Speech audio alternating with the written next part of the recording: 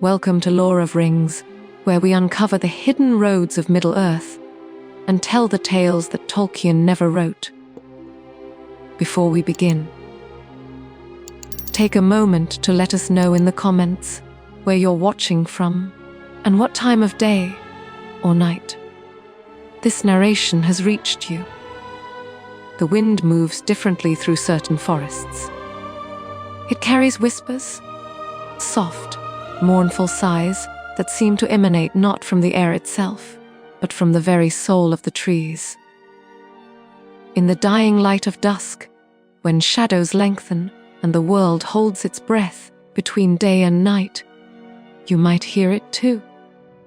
A sound like weeping, a sound like calling, a sound like waiting.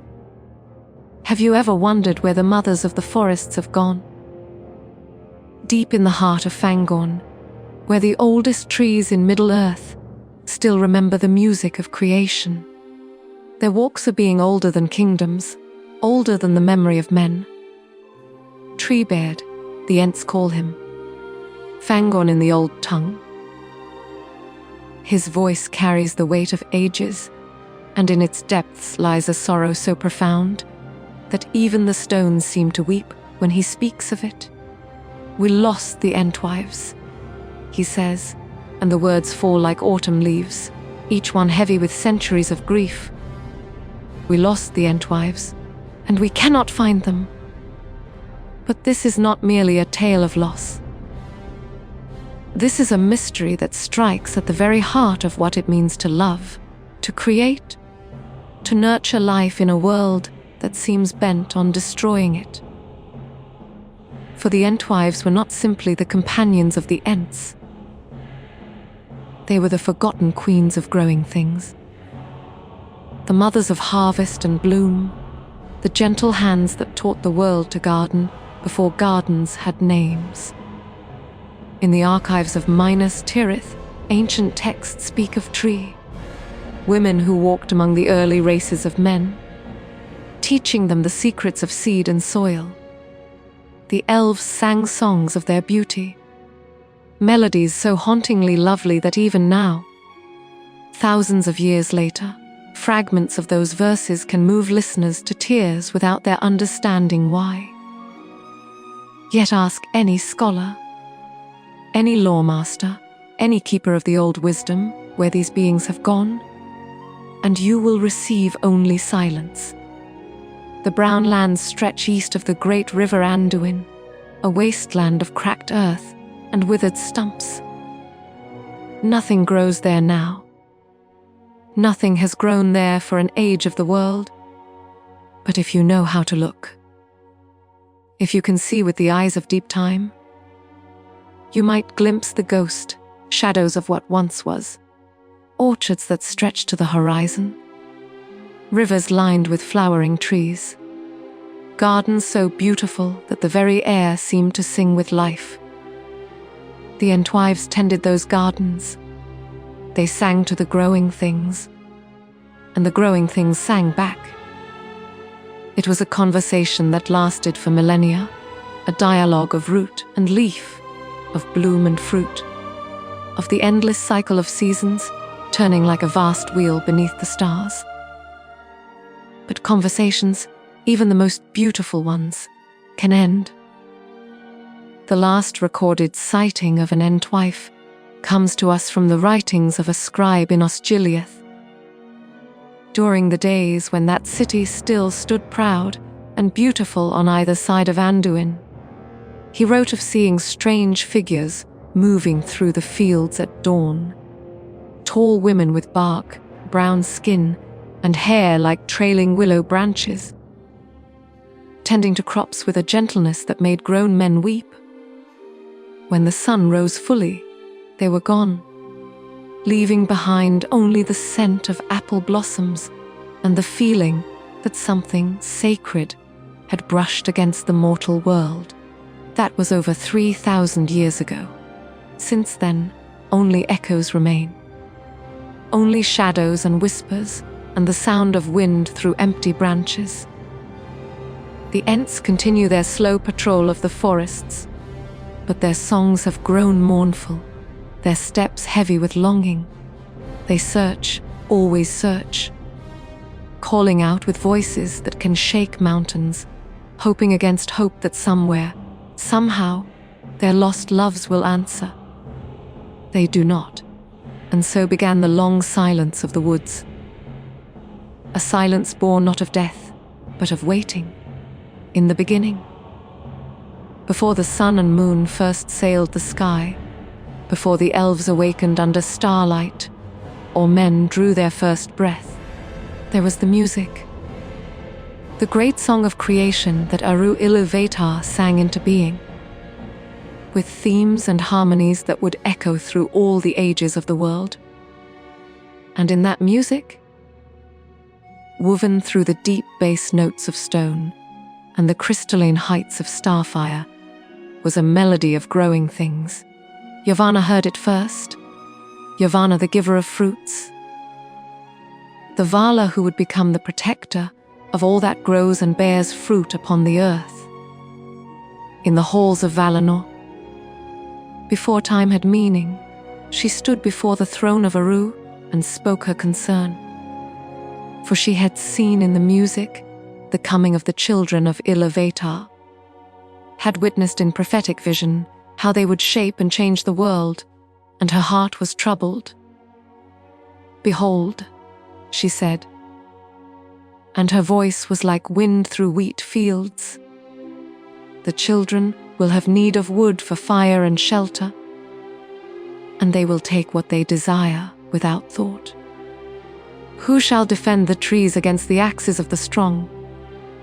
It was then that Eru smiled, and from that smile came a new theme in the music, a deep, slow rhythm like the breathing of forests, like the patient growth of oak and ash and thorn.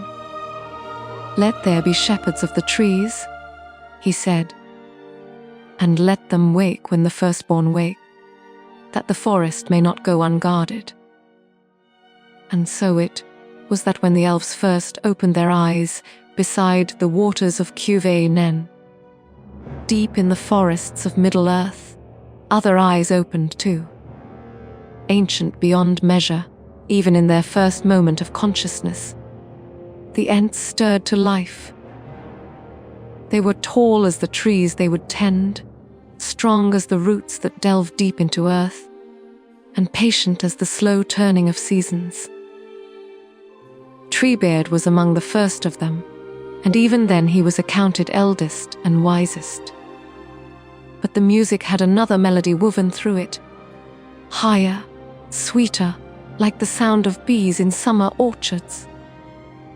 For Yavanna's love had two expressions: the wild, untamed growth of deep forests, and the ordered beauty of garden and field. Where the Ents were made to love the wilderness, to tend the great woods, and guard them from harm. Their companions were crafted for different work. The Entwives emerged from the song with earth beneath their fingernails and sunlight in their hair. They were beautiful as springtime, graceful as young birches, and in their touch was the power to make barren ground bloom. Where an Ent might spend decades contemplating the proper way to tend a single mighty oak, an Entwife could coax 1,000 flowers to bloom with a whispered word and a gentle caress. In those early days, when the world was young and green and full of possibility, the Ents and Entwives walked together through the vast forests that covered much of Middle-earth. They learned the secret names of every tree, spoke with the spirits of stream and stone, and made music that could call rain from clear skies or persuade winter to delay its coming. Their love was like the love of earth and sky, complementary, essential, eternal. But even then, the seeds of separation were being sown. The Ents loved the deep places, the heart of the great forests, where time moved slowly, and change came only with the turning of ages. They delighted in the wild growth of things left to their own nature, in the complex interweaving of species that created the dense, shadowy cathedrals of the ancient woods. To walk with an Ent through old, growth forest was to see the world as it was meant to be. Every tree in its proper place, every creature following its ancient patterns, the whole great web of life, unfolding according to purposes, laid down in the music itself. The Entwives, though they loved the forests too, felt the pull of open spaces. They delighted in clearings where sunlight could dance freely, in the ordered beauty of things, growing according to plan and purpose. Where an Ent saw perfection in the random fall of an acorn that might grow into a tree over centuries, an Entwife saw the possibility of orchards laid out in pleasing rows, of gardens where every plant served both beauty and utility. Neither was wrong. Both loves were part of Yavanna's design, both necessary for the full expression of growing life.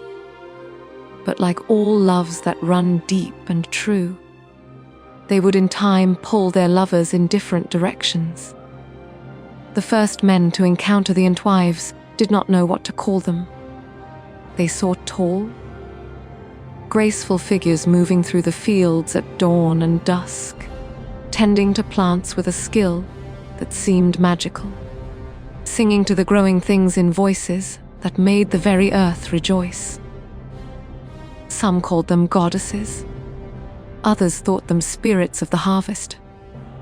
A few, wiser than the rest, simply called them teachers, and learned what they could of the arts of cultivation and care. For the Entwives were generous with their knowledge. They showed men how to save seeds from the best plants, how to prepare soil for planting, how to read the signs that told when rain was coming or drought approaching. Under their guidance, the first farms flourished, the first orchards bore fruit.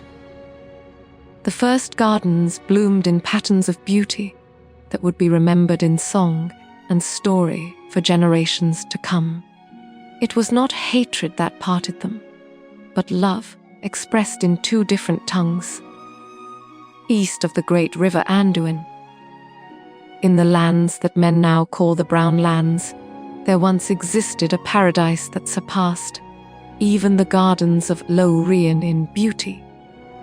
No elf lord ever walked those paths, no king of men ever claimed dominion over those fields. Yet they were tended with a care and wisdom that made them rival the gardens of Valinor itself. For this was the realm of the Entwives, the hidden country where they withdrew when the world grew too wild and dangerous for their gentle arts. Picture, if you can, rolling hills covered not with the random growth of wilderness, but with the ordered beauty of a garden vast as a kingdom.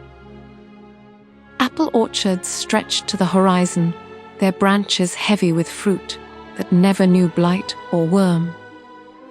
Between them ran clear streams lined with willows whose trailing branches swept the water like green hair, creating natural arbors where the light fell in shifting patterns of gold and emerald.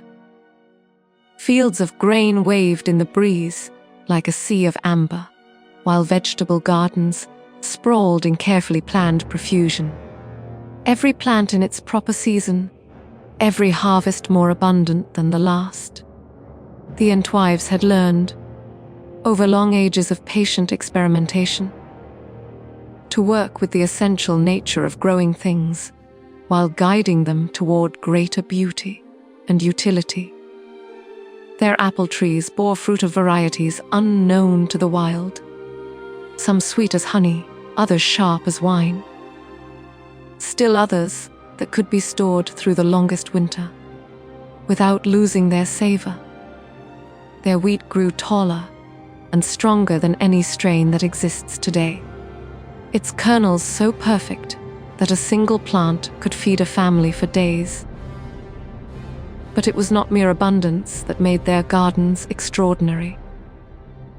It was the harmony they achieved between utility and beauty, between the needs of sustenance and the deeper hunger of the soul for loveliness. Every field was also a work of art. Every orchard a temple dedicated to the glory of growing things. Flowers bloomed among the vegetables not by accident, but by design, creating patterns that changed with the seasons. Spirals of marigolds and nasturtiums in spring, borders of sunflowers and cosmos in summer, the deep purples and golds of autumn chrysanthemums as the year turned toward winter. The early men who lived on the borders of this realm called it the Garden of the Tree. Women, and they spoke of it in hushed voices around their fires. Some claim to have seen the Entwives themselves, walking through their fields at dawn or working among the fruit trees in the long twilight of summer evenings.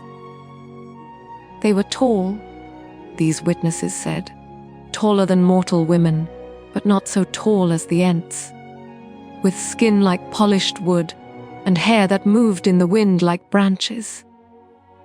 Their voices, when they sang to their plants, were like the sound of streams over stones, like wind through grain, like all the gentle sounds of earth at peace. These early farmers learned much from observing the Entwives' methods, though they could never fully replicate them. They learned to plant by the phases of the moon, to read the subtle signs that told when fruit was perfectly ripe, to save seeds from the strongest plants and gradually improve their strains over generations. The knowledge spread slowly through the communities of men, passed down from parent to child, often in the form of old rhymes and sayings that preserved practical wisdom in memorable verse. But the Entwives gave more than agricultural knowledge to the early world. They were, in their quiet way, teachers of a deeper truth, that civilization need not mean the destruction of nature, that the arts of cultivation could enhance rather than diminish the beauty of the earth. In their gardens, wildflowers bloomed alongside domestic plants, creating communities of growing things that were more diverse and resilient than either wild or purely cultivated lands. They showed that there was another way to live with the earth, not as conquerors, taking what they needed by force, but as partners in the great work of creation, helping the potential inherent in every seed to unfold into its fullest expression. Their gardens were proof that order and wildness, planning and spontaneity, human purpose and natural process could work together in harmony. Yet even as their influence spread, the Entwives themselves began to withdraw further from the world of men. Perhaps they sensed what was coming. Perhaps they saw, with the deep wisdom of those who work closely with living things, the changes that were already beginning to sweep across Middle Earth.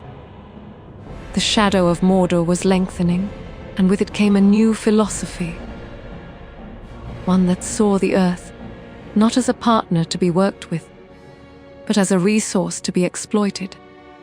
Wars began to touch the borderlands of their realm.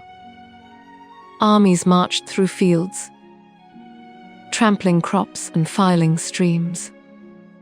The smoke of burning villages began to darken skies that had once been clear.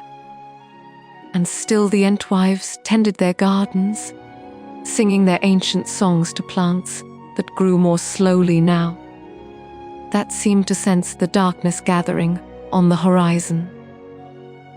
The last clear record of the Entwives' gardens comes from a scroll preserved in the archives of Osgiliath, written by a merchant who claimed to have traded with the tree. women for precious seeds and rare fruits. He wrote of orchards that stretched beyond the limits of sight, of grain fields that rippled like gold under the wind, of vegetable gardens where every plant seemed to glow with inner light. But he wrote also of a sadness that seemed to hang over the land like morning mist, and of women who looked often toward the eastern horizon with expressions of deep foreboding. They know, he wrote, that their time is ending. They tend their gardens still, but it is like tending graves, a final act of love before the darkness comes. When the fire came from the east, their songs stopped, and the earth forgot their names. There are sorrows so deep that they become part of the landscape itself, written into the grain of rock and the rings of trees, carried on every wind and whispered by every stream. In the deep places of Fangorn Forest, where the oldest memories of Middle Earth are preserved like pressed flowers between the pages of living wood, such as sorrow dwells. It walks on ancient feet, speaks with a voice like the creaking of mighty branches, and remembers a time when the world was whole. Treebeard is his name among the hasty folk who need names for everything, but the trees call him Fangorn, after the forest itself, for he is both its guardian and its heart. He was old when the elves were young, ancient when men first walked beneath the stars, and in all his long years, longer than the span of kingdoms, longer than the memory of any other living thing, he has carried with him the weight of a single, irreparable loss. We lost the Entwives long ago, he says, and when he speaks these words, the very forest seems to hold its breath. The leaves stop their rustling, the birds fall silent, and even the wind pauses in its eternal wandering. For this is not merely personal grief. It is the mourning of the earth itself for something precious that has been taken from it. To understand the depth of Treebeard's sorrow, you must understand what the Entwives meant to the Ents. They were not simply companions or lovers in the way that mortals understand such terms. They were the other half of a cosmic purpose, the completion of a song that Yavanna had written into the very fabric of creation. Where the Ents were the guardians of the wild, the Entwives were the nurturers of the cultivated. Where the Ents sang of preservation, the Entwives sang of growth. Together, they embodied the full spectrum of what it meant to care for the living world. In the days when they walked together, their combined song could heal blighted lands, call rain in times of drought, and make even the most barren ground bloom with life. They were partners in the deepest sense, not just in love, but in purpose, in power, in the very reason for their existence. To lose such a partner is not like losing a limb or even losing one's heart. It is like losing half of one's soul, half of one's very reason for being. Treebeard remembers those days with a clarity that is both blessing and curse. He remembers walking through gardens where every plant seemed to sing with joy, where the very air shimmered with the contentment of growing things perfectly tended. He remembers the sound of Entwives' laughter, rippling through orchards heavy with fruit. The sight of their graceful forms, moving among the flowers like living poems, written in the language of growth and bloom. The Entwives ordered them to grow according to their wishes, and they grew beautiful. He tells those few visitors who earn his trust enough to hear the full tale, and in his voice, slow and deep as the turning of seasons, You can hear the echo of wonder that he felt watching his beloved work her magic upon the earth. For the Ents, patient though they are, have always been creatures of the wild places. They understand the long, slow patience of oak and beech, the deep wisdom of letting things grow according to their own nature. But the Entwives possessed a different wisdom, the knowledge of how to guide that growth toward greater beauty, greater abundance, greater perfection. It was a beautiful thing to see, this meeting of wild and cultivated wisdom. The Ents would bring knowledge of which trees grew best in which soil, which plants could thrive in shade, and which needed full sun. The Entwives would take this knowledge and weave it into gardens of breathtaking complexity and beauty, creating communities of plants that supported and enhanced each other in ways that seemed almost miraculous. But as the ages passed, their paths began to diverge. The Ents felt the call of the deep forests, the need to guard the ancient woods from the growing threat of axes and fire. The Entwives heard a different calling, toward the open lands where their gardens could spread and flourish, where they could teach the art of cultivation to the young races of Middle-earth. We went our ways, Treebird says, and in those simple words lies a universe of regret. For it seemed such a natural thing at the time, such a reasonable division of labor. They would meet again, surely. When the work was done, when the forests were secure and the gardens established, they would come together once more and share the songs they had learned in their time apart. But the world had other plans. The wars came like wildfire, consuming everything in their path. The gardens of the Entwives, those perfect expressions of the marriage between order and growth, became battlefields. Orchards that had taken centuries to mature were burned in a single night. Fields that had fed thousands were trampled into mud by the feet of armies. And somewhere in that devastation, the Entwives themselves vanished. Not killed, for if they had died, surely the Ents would have felt it, would have sensed the moment when their other halves were torn away. Not captured. For who could hold such beings against their will? Simply gone.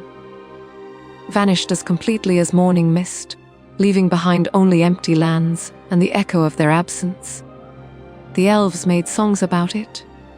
Treebird continues, his voice growing softer, more distant, as if the words themselves were too painful to speak clearly. But we cannot find them. And in that phrase, we cannot find them, you can hear the weight of centuries of searching, of calling out across the world with voices that can shake mountains, hoping against hope for an answer that never comes. Treebird has never stopped looking.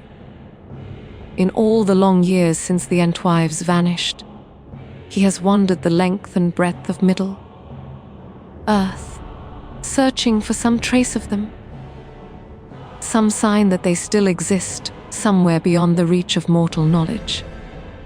He has questioned every tree, every stream, every stone that might have witnessed their passing.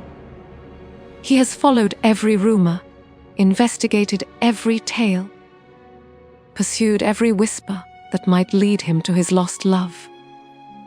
But the world keeps its secrets, and the Entwives remain hidden. He still walks beneath the stars, calling softly into the wind, hoping one day a voice will answer. There are some wounds that never heal, some destructions so complete that they leave scars upon the very bones of the earth. In the histories kept by the wise, you will find careful chronicles of the great wars that shaped Middle Earth. the war of wrath that ended the First Age. The war of the last alliance that brought down Sauron's first kingdom. But there are other wars, smaller, perhaps in the reckoning of kings and chroniclers, but no less devastating to those who lived through them. The war that destroyed the gardens of the Entwives was such a conflict. A war that burned not just armies and cities, but the very possibility of peace between growing things and the children of fire. The shadow had been gathering for years before it finally struck. From his fortress of Mordor, Sauron had been rebuilding his strength, forging new alliances, creating new breeds of servants to carry out his will. His eye turned often to the fertile lands east of Anduin, to the gardens where the Entwives sang their songs of growth and cultivation. For he saw in their work something that filled him with a rage deeper than his hatred of elves or men. The living proof that creation could be nurtured, that the world could be made more beautiful rather than simply consumed. In Sauron's vision of order, there was no place for the gentle arts of the Entwives. His was a harsh dominion of iron and fire, where all growing things existed only to serve the needs of power. The sight of gardens blooming according to their own inner nature, of plants grown not for maximum yield, but for beauty and harmony, represented everything he sought to destroy about the free peoples of Middle-earth. The first attacks came not as open war, but as poisoning.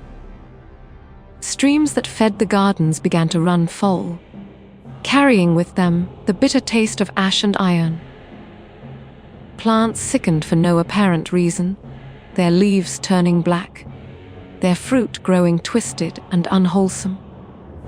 The Entwives fought this corruption with all their skill, singing stronger songs, pouring more of their own life, force into the healing of their beloved gardens. But for every plant they saved, 2 more withered. For every stream they cleansed, another ran poison. It was a war of attrition, designed to wear down the Entwives' strength gradually, to force them to exhaust themselves in an ever-losing battle against decay. And slowly, inexorably, it began to work. The gardens that had once stretched to the horizon began to contract, pulling back into smaller and smaller enclaves of life, surrounded by ever-widening rings of desolation. The Ents, deep in their ancient forests, felt their partner's distress, but did not fully understand its cause. Messages traveled slowly in those days, and by the time word reached them of what was happening in the eastern lands, the corruption had already taken hold. Some of the younger Ents wanted to march immediately to their partner's aid, but Treebeard counseled patience. "This is not tree work," he said, with the terrible wisdom of hindsight. "This is garden work, and the Entwives know their craft better than we." It was a decision he would regret for all the remaining ages of the world. When the open attack finally came, it came with devastating swiftness. Sauron's armies poured out of Mordor like a black tide, sweeping across the once fertile lands with fire and sword. They came not to conquer but to destroy, not to claim the gardens for their own use, but to ensure that nothing would ever grow there again. Behind the armies came creatures of shadow and flame, beings whose very presence withered the earth, whose breath turned flowing streams into stagnant pools. The Entwives fought, of course. They were not warriors in the manner of elves or men, but they had their own power, their own terrible strength, when roused to anger. Trees that had never known violence learned to lash out with their branches, Vines strangled orcs with swift and merciless efficiency. And the very ground opened up to swallow companies of invaders. For a brief moment, it seemed as though their gardens might yet be saved. But they were too few, and the enemy too many. Moreover, the power of the Entwives was tied to the health of growing things. And with each tree that burned, each field that was salted with ash, their strength diminished. They fought a losing battle against forces specifically designed to counter everything they represented. The end came not with a great battle, but with a silence. The songs that had rung across the eastern lands for thousands of years simply stopped. The streams fell quiet. The wind no longer carried the scent of apple blossoms and honeysuckle.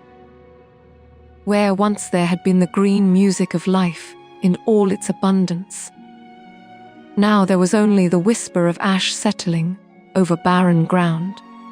Tolkien himself, in his letters to friends and fellow scholars, hinted at this devastation. Writing to Naomi Mitchison in 1954, he spoke of the Entwives' fate with a sorrow that seemed to echo his own experiences of war.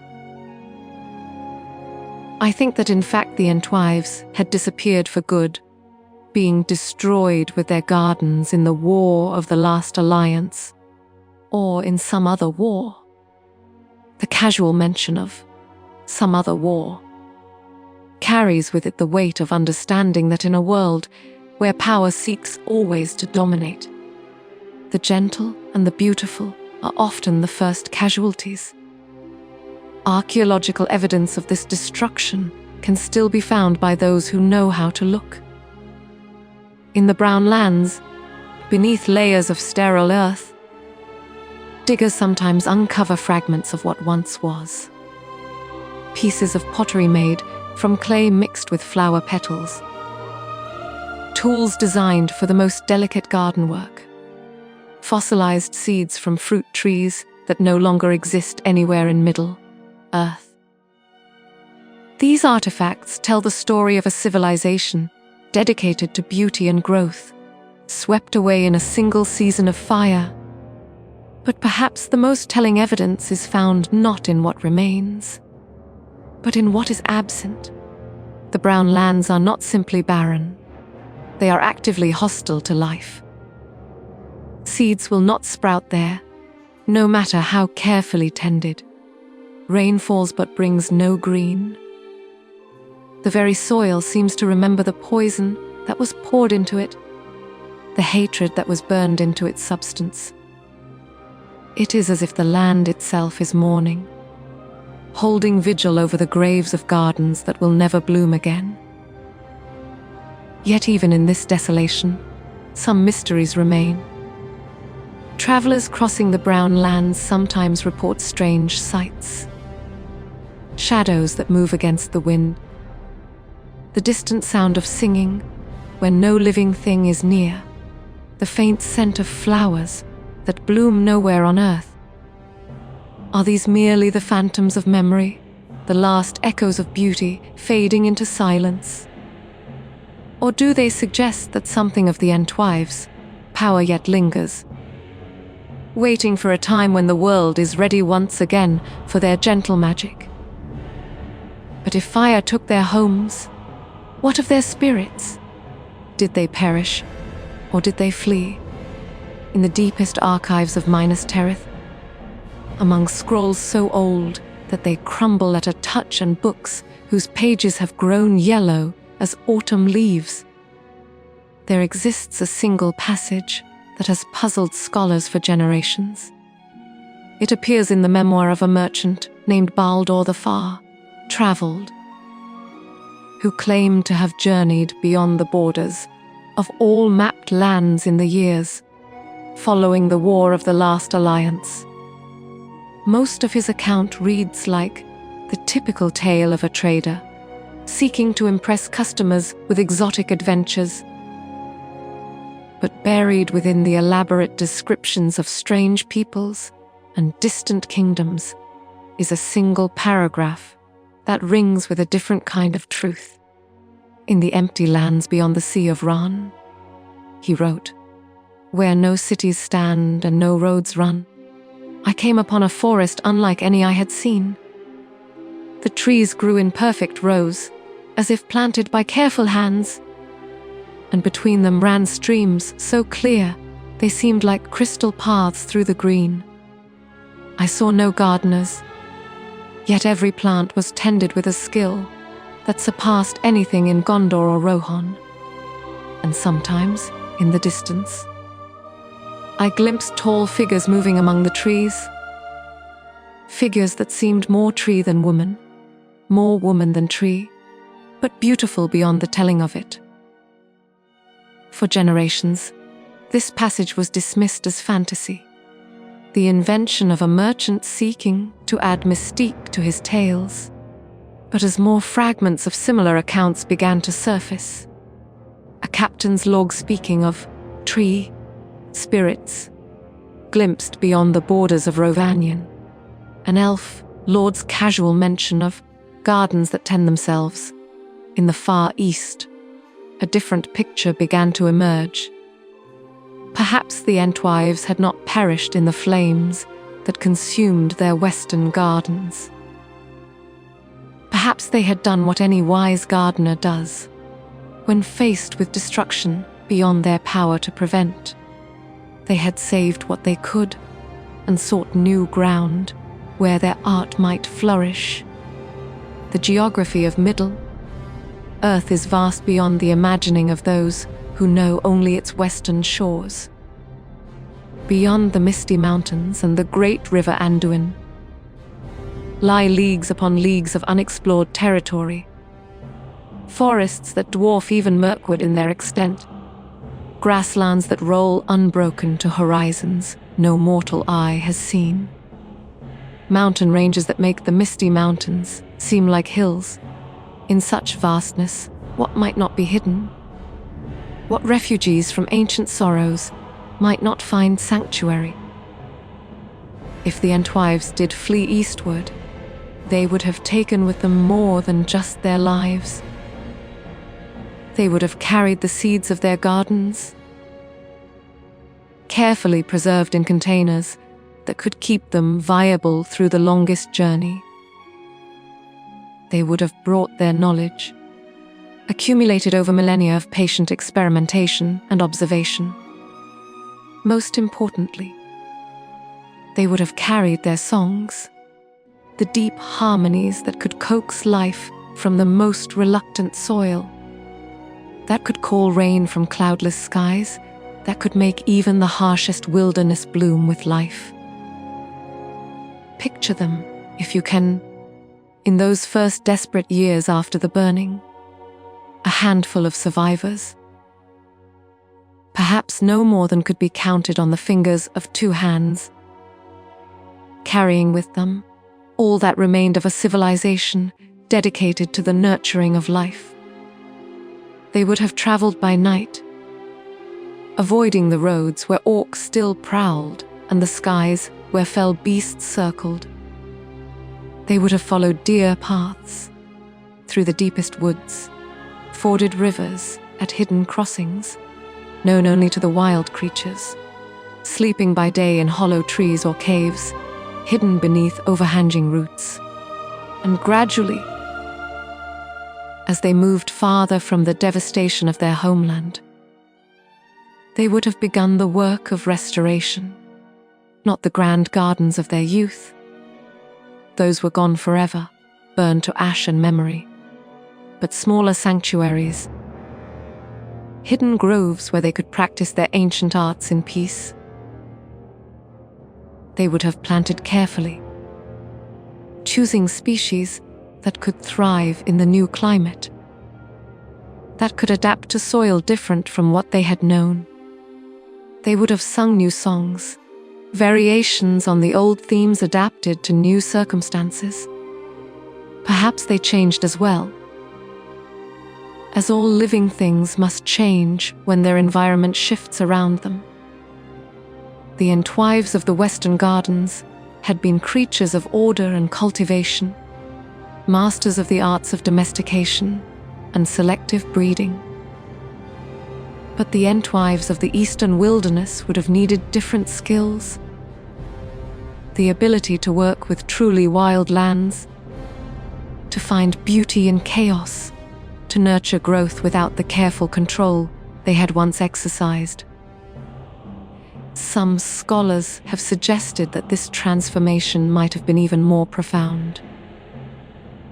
Cut off from regular contact with the Ents, deprived of the great gardens that had been the focus of their existence for so many centuries, the surviving Entwives might have begun to change, not just in behavior, but in fundamental nature. They might have become more tree-like, taking root for seasons or even years at a time, becoming part of the landscapes they tended in ways their more mobile ancestors never did. There are stories, scattered through the oral traditions of the various peoples who dwell on the eastern borders of the known world, that seem to support this theory.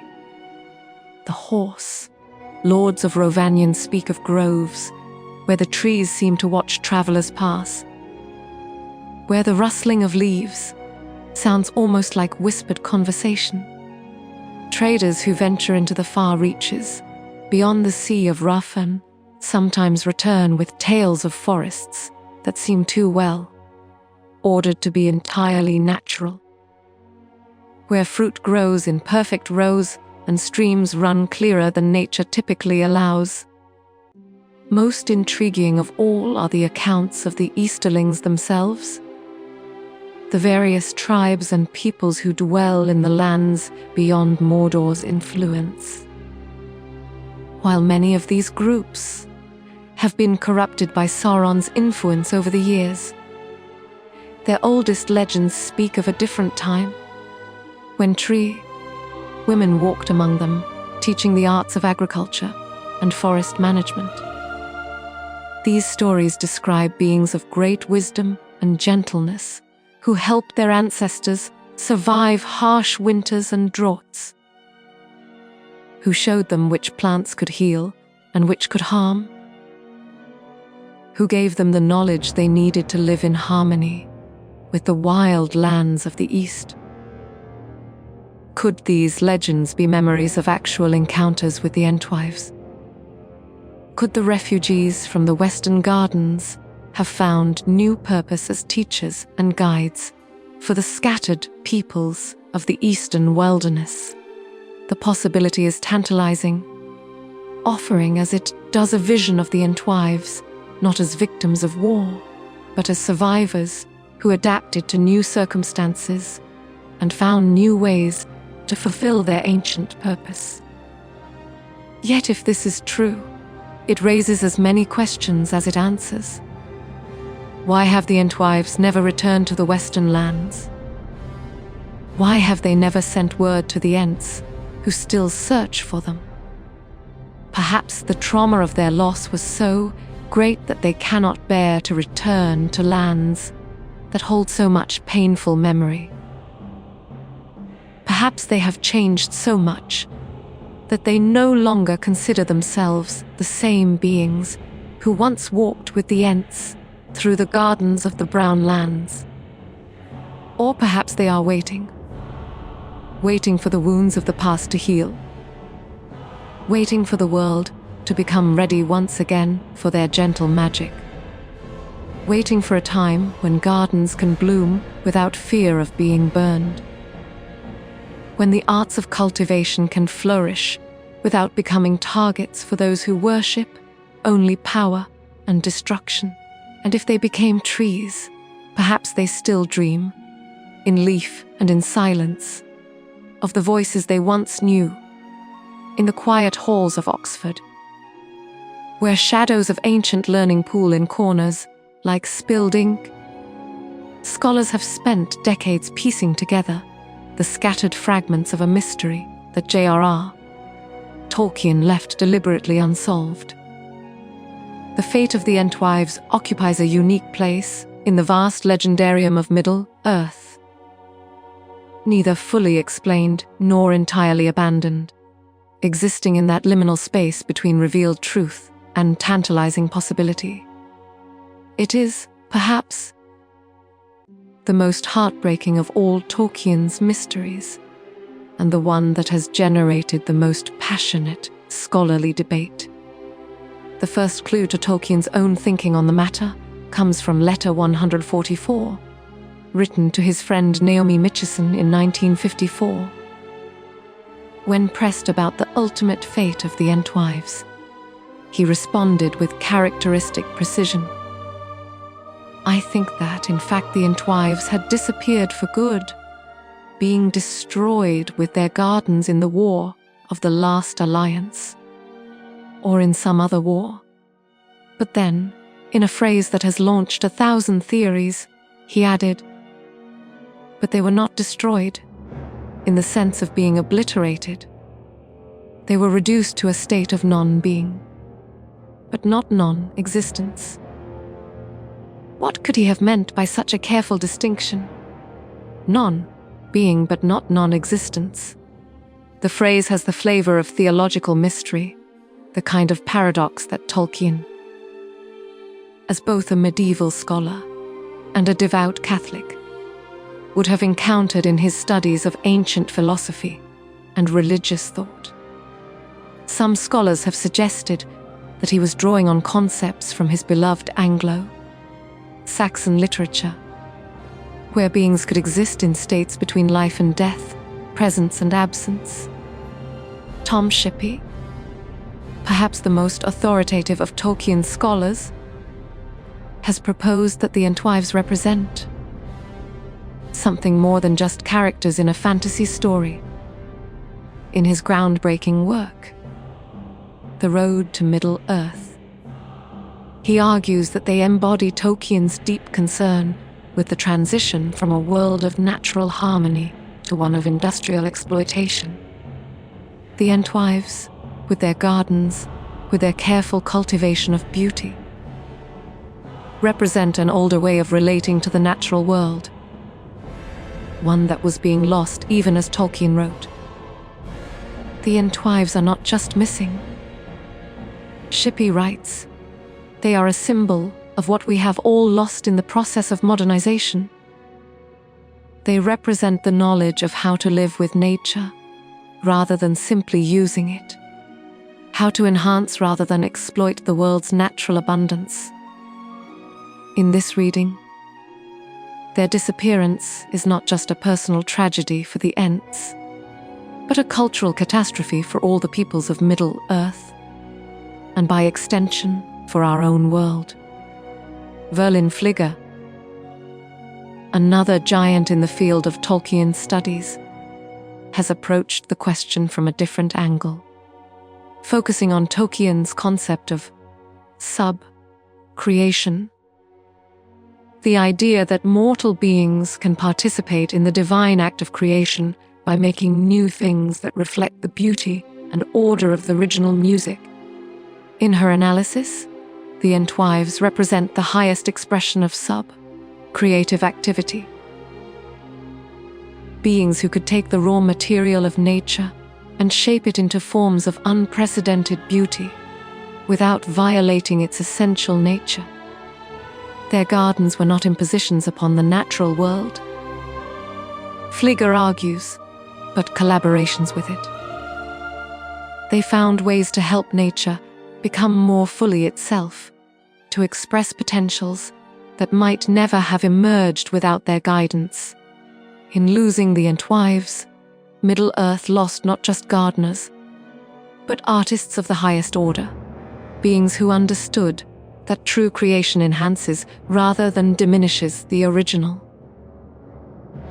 This interpretation helps explain why their loss is felt so keenly not just by the Ents, but by the very landscape itself. The Brown Lands are not merely damaged by war, they are artistically impoverished, deprived of the creative intelligence that once helped them achieve their fullest expression. The barrenness that persists there is not just ecological but aesthetic. The absence of beauty as much as the absence of life. More recent scholarship has explored the gender implications of the Entwives' disappearance, noting that Tolkien's world, like our own, tends to lose track of the contributions made by nurturing, traditionally feminine forms of power. Miranda Bowman, in her influential essay, The Silenced Singers, argues that the Entwives represent wisdom traditions that have been systematically devalued and forgotten in male-dominated societies. The Ents are warriors, she writes, protectors who fight against destruction. But the Entwives were creators, beings whose power lay in nurturing and growth rather than resistance and protection. In a world increasingly defined by conflict, such wisdom becomes not just irrelevant, but incomprehensible. The tragedy is not just that they were lost, but that their way of being in the world has become literally unthinkable. This analysis gains additional weight when we consider Tolkien's own experiences of war and its aftermath. Having lived through 2 world wars, having witnessed the industrialization of warfare and its devastating effects on the landscapes he loved, he would have been acutely aware of how easily the gentle arts of peace could be swept away by the harsh necessities of conflict. The Entwives in this reading represent all the casualties of war that never make it into the history books. The teachers and gardeners, the artists and nurturers, all those whose contributions to civilization become invisible when survival itself is at stake. Perhaps the most intriguing scholarly theory comes from the work of John Garth, whose research into Tolkien's war experiences has revealed unexpected connections between the author's fictional losses and his personal grief. Garth suggests that the Entwives may represent Tolkien's attempt to come to terms with the loss of a particular way of life. The rural, agricultural England of his youth, which was rapidly disappearing under the pressures of modernization and war. The Entwives are not just fantasy creatures, Garth argues. They are elegies for a vanished world. Tolkien grew up in a countryside where small farms and market gardens still flourished, where people knew the names of plants and the rhythms of seasons, where the relationship between human beings and the natural world was still primarily collaborative rather than exploitative. By the time he was writing The Lord of the Rings, that world was largely gone, swept away by mechanization and urbanization. In this light, the Ents' endless searching for their lost partners becomes a metaphor for our own cultural nostalgia. Our persistent sense that something essential has been lost, even if we cannot quite name what it was. The tragedy of the Entwives is not just their disappearance, but our inability to remember clearly what we have lost. Yet perhaps the most profound insight comes from recognizing that all these interpretations may be simultaneously true. For Tolkien was a master of creating symbols that work on multiple levels, stories that reveal new meanings with each reading. The Entwives may indeed represent lost agricultural wisdom, vanished feminine power, casualties of war, and cultural nostalgia. All at once, all equally valid, all contributing to the devastating completeness of their absence. Perhaps we never lost the Entwives. Perhaps we became them. There is a silence that comes after great music ends. Not the mere absence of sound, but a hollowness where harmony once lived. An emptiness that seems to echo with the memory of beauty. This is the silence that settled over Middle-earth when the Entwives' songs ceased. A quietness so profound that it changed the very nature of growing things. For their voices had been more than mere sound. They had been part of the fundamental structure of life itself, woven into the deep patterns that govern how seeds sprout and flowers bloom and fruit ripens in its season. In the days when the Entwives walked the earth, their songs had been the hidden thread that bound all growing things together in a web of mutual support and understanding. Plants that grew in their gardens did not simply survive. They thrived, each species contributing to the health and beauty of the whole. Apple trees bore fruit, not just for their own reproduction, but to feed the soil with their fallen leaves, to provide homes for the beneficial insects that would pollinate other plants, to create the complex web of relationships that made their gardens into living ecosystems of unprecedented richness and stability.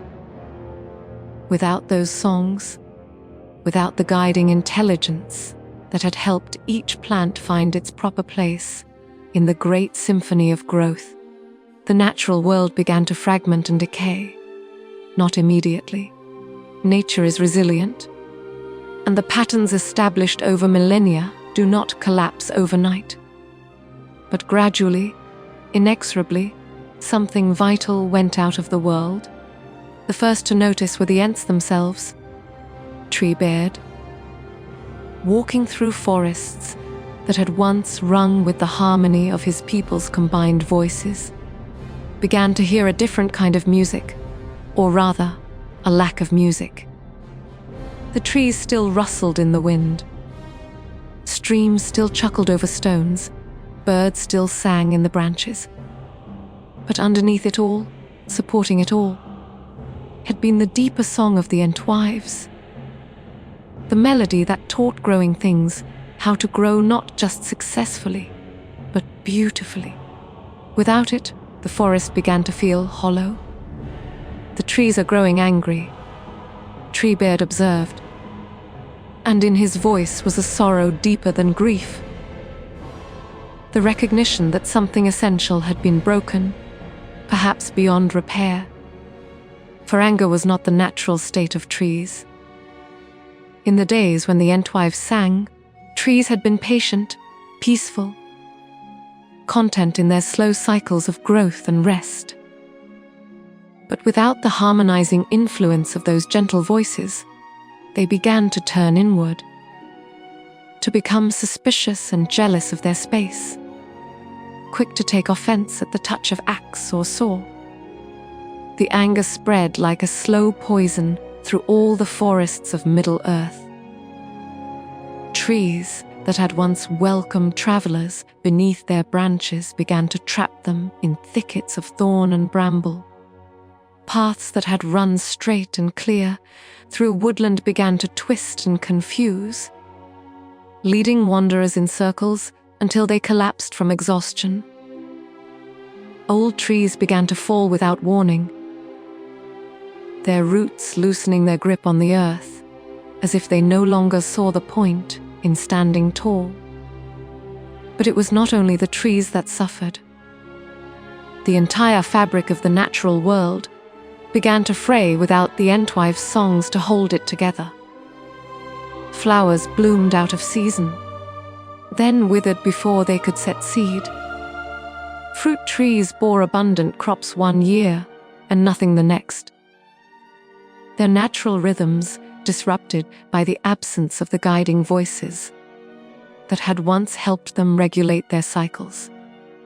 Gardens that had once been models of productivity and beauty became unruly tangles where weeds choked out cultivated plants and nothing grew according to plan. The farmers and gardeners of men felt this change most keenly, though few understood its true cause. Seeds that had sprouted reliably for generations began to fail. orchards that had produced fruit for centuries suddenly sickened and died.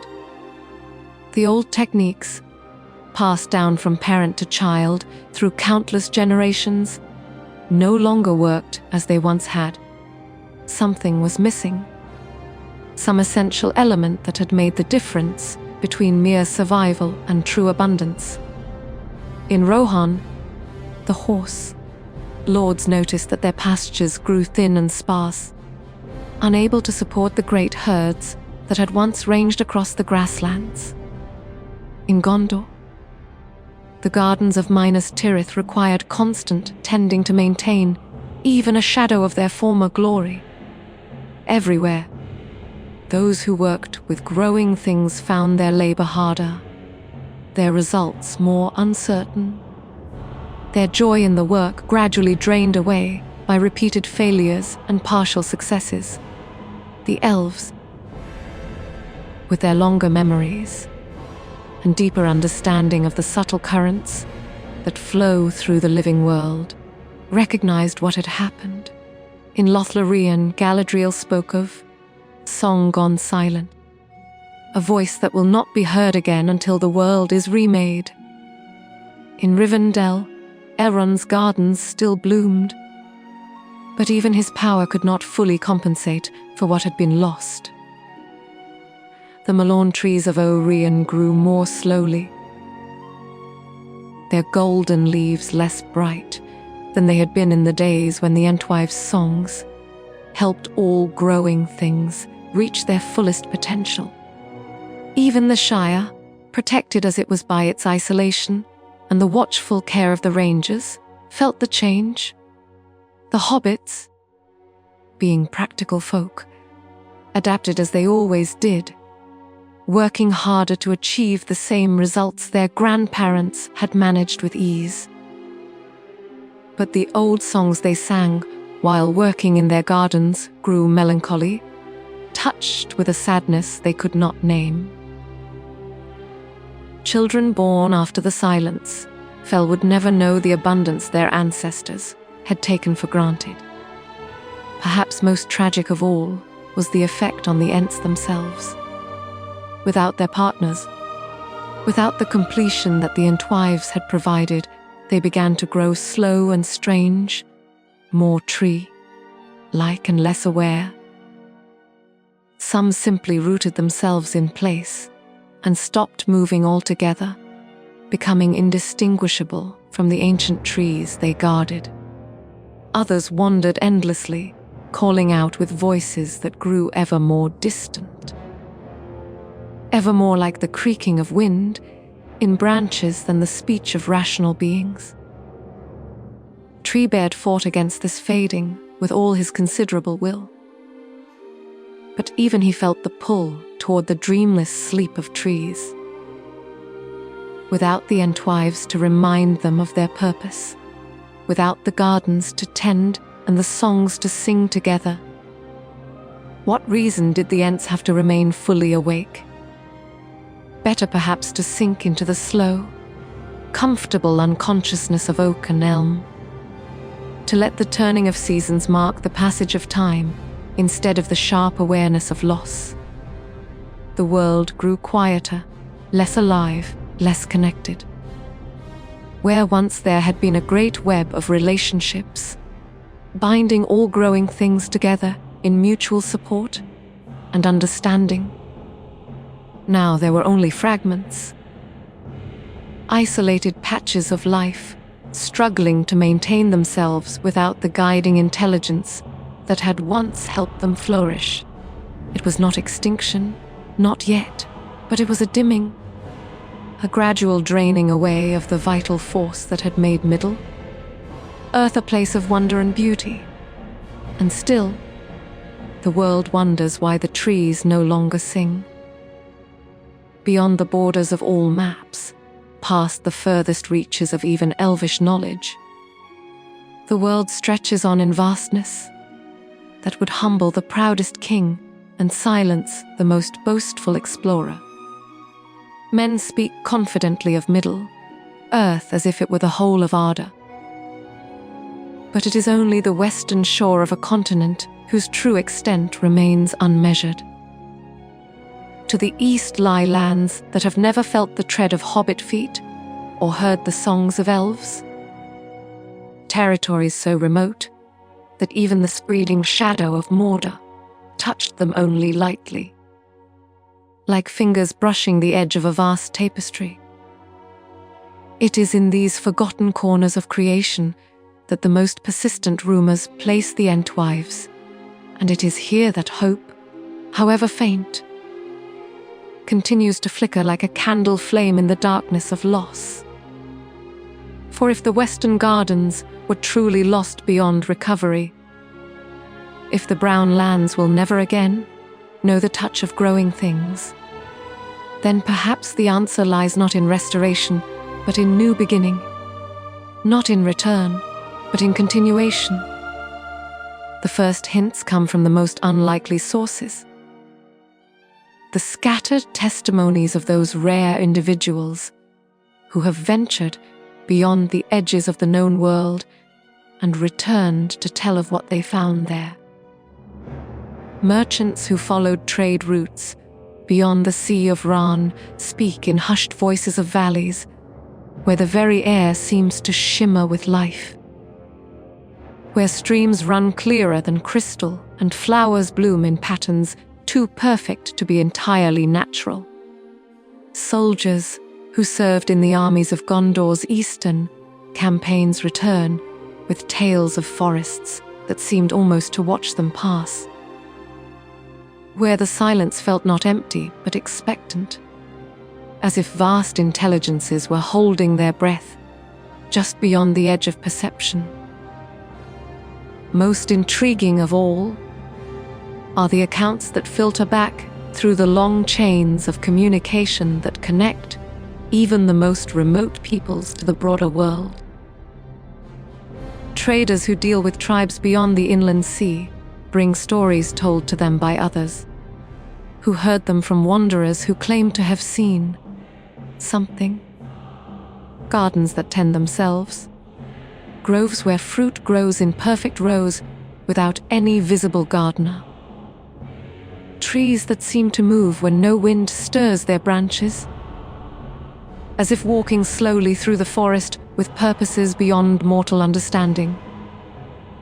The details are always frustratingly vague, filtered through multiple retellings and colored by the cultural assumptions of those who pass them on.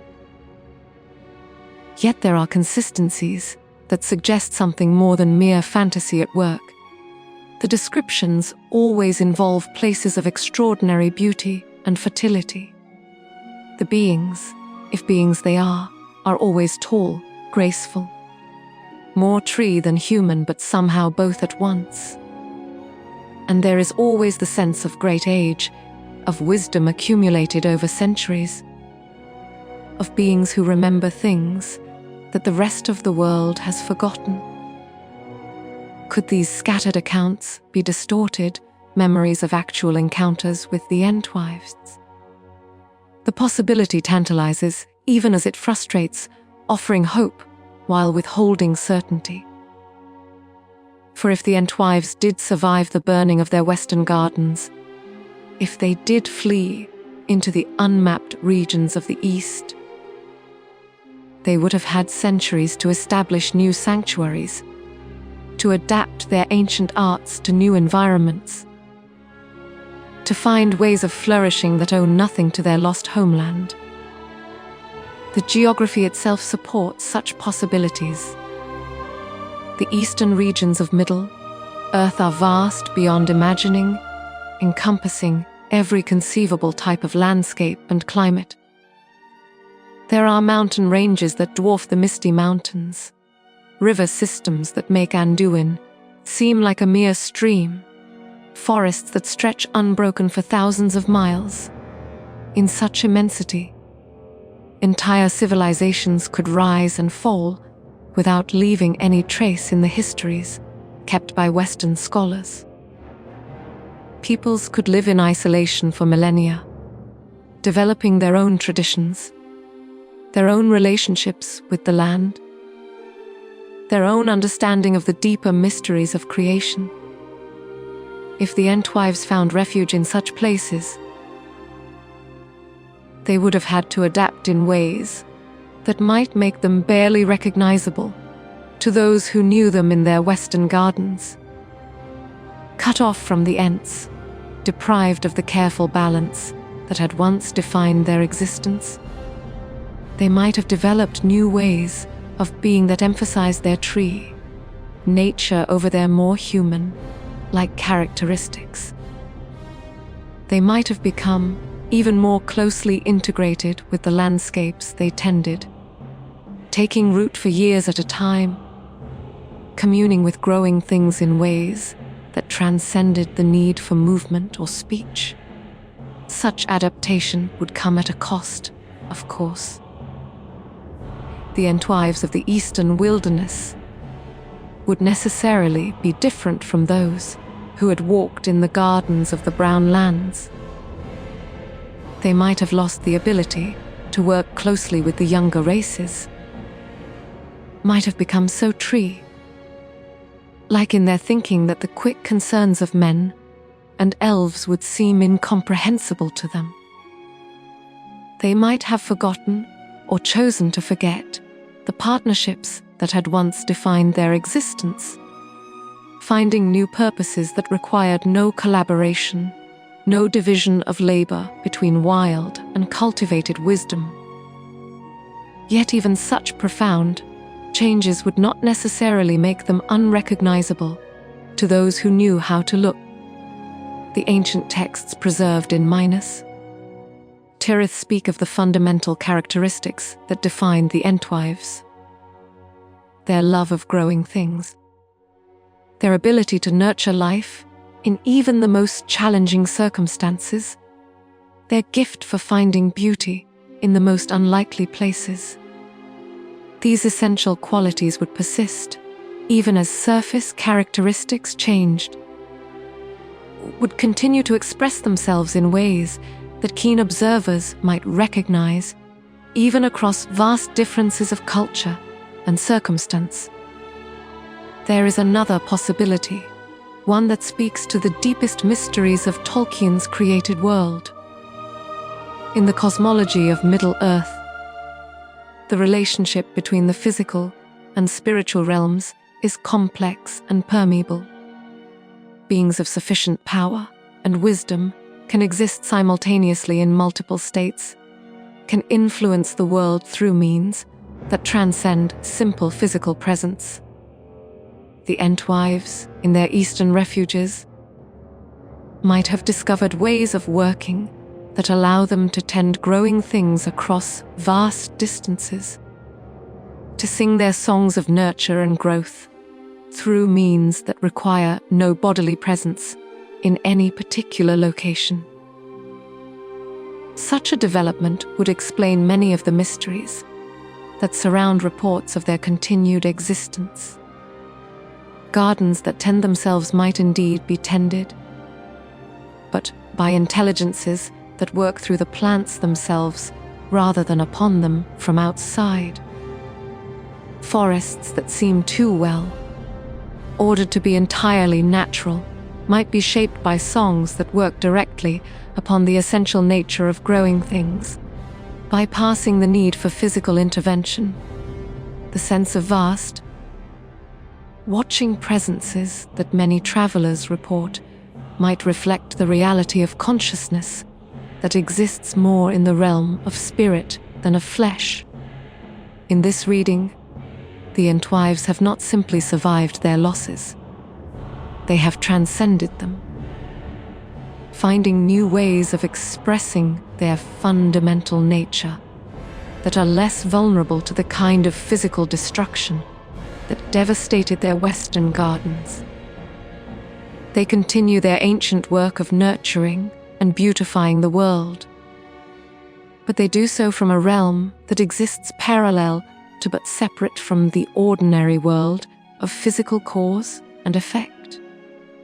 Whether such speculation has any basis in the reality of Tolkien's created world remains, of course, impossible to determine with certainty.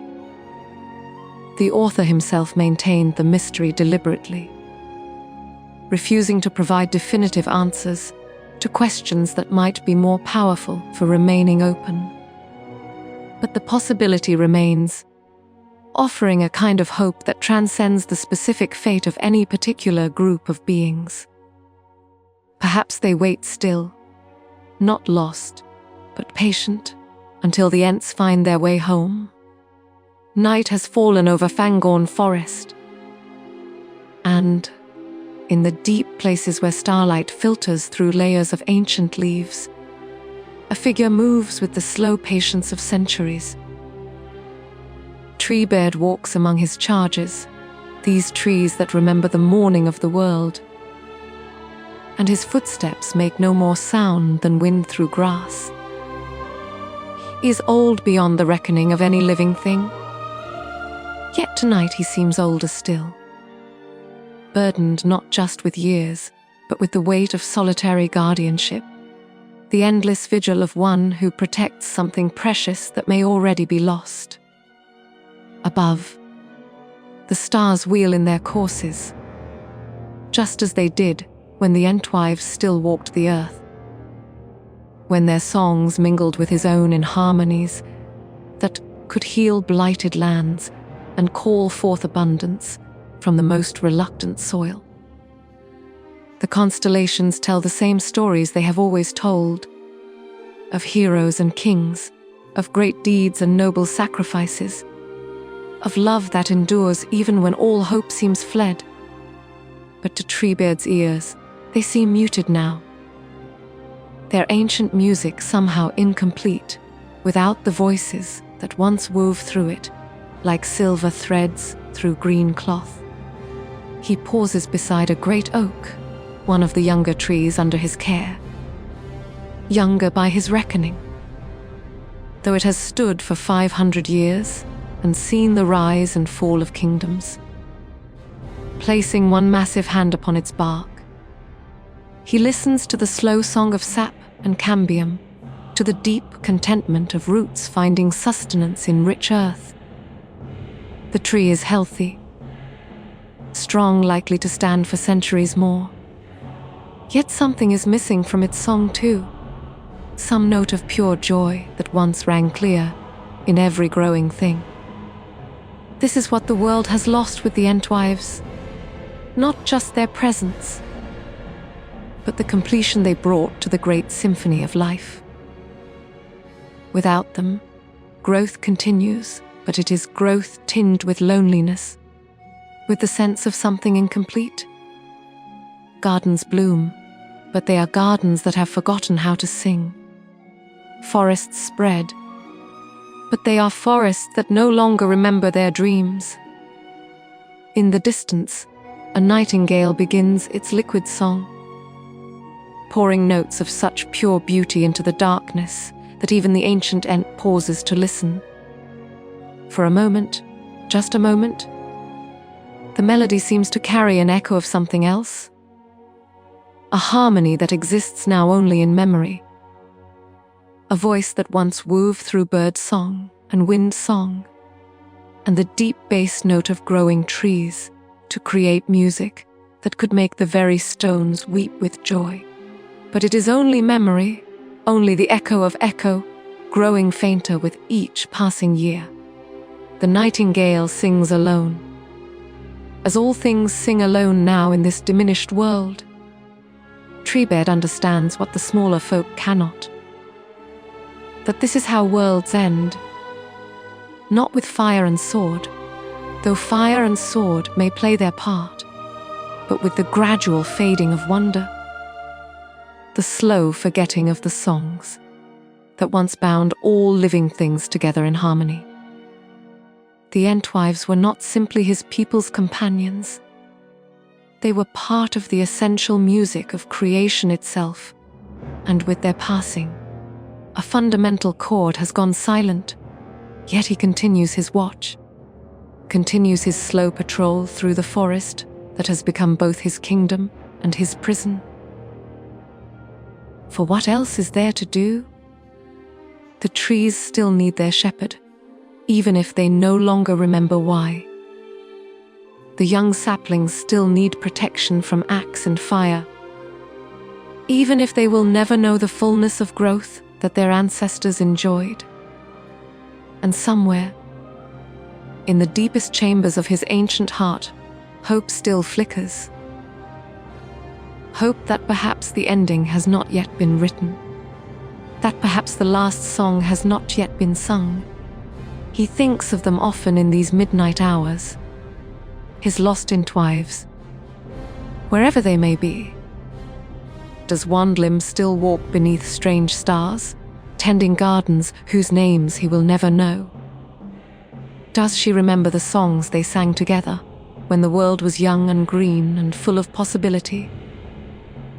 Or has she, like so many others, passed beyond the circles of the world, leaving behind only the fading memory of what was and what might have been? The questions have no answers, but he asks them anyway, night after night, year after year, age after age. For questions, even unanswered ones, are a form of prayer, a way of holding space for the return of something precious that may yet come back to a world that desperately needs it. A leaf falls, spiraling down through the still air to land at his feet. A single yellow leaf from the oak he has been touching, the first casualty of the turning season. He bends to pick it up, this fragile thing that contains within its fading structure all the mystery of life and death, of growth and decay, of the endless cycling of matter and energy that keeps the world in motion.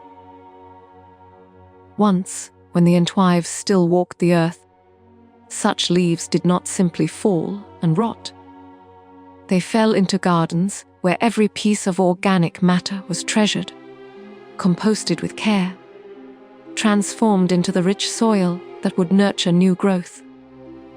The Entwives understood, as few others did, that death was not the opposite of life, but part of its deepest mystery. That in giving up their individual existence, leaves and flowers and even mighty trees joined in the great communion of growing things, becoming part of the foundation upon which new life would build. Without them, even death has lost some of its meaning. Leaves still fall, but they fall into silence. They decompose, but they do so without ceremony, without the grateful acknowledgement of beings who understood their sacrifice. The great cycle continues, but it continues blindly, without the conscious intelligence that once made every season a celebration of renewal and hope. Treebeard closes his massive fingers around the leaf, holding it gently against his chest, where something that might once have been a heart continues its slow beating. When the last leaf of middle earth falls, what then? Will the world remember what it has lost? Will there be anyone left who can sing the songs that once made every growing thing a note in a symphony of unimaginable beauty? He does not know, cannot know, but he continues to hope, because hope is what separates the quick from the merely living. Because hope is the last gift he can offer to a world that has forgotten how to listen to its own heartbeat. The nightingale's song fades into silence. The stars continue their ancient dance, and somewhere in the darkness, a voice that exists now only in memory and longing whispers a promise that may yet be kept, and maybe, when the last leaf of middle earth falls, the Entwives will wake again, and the world will grow green once more. The wind moves differently through certain forests, carrying whispers of what was and what might yet be.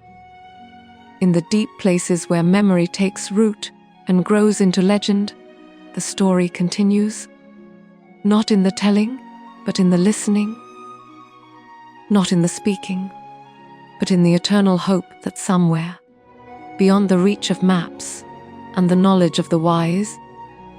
Voices still sing the songs that taught the world to bloom. For some losses are too great to be final, some love too deep to be forgotten, and some songs too beautiful to fade forever into silence. Dear listener, this story ends, but many await. Subscribe so no tale escapes you.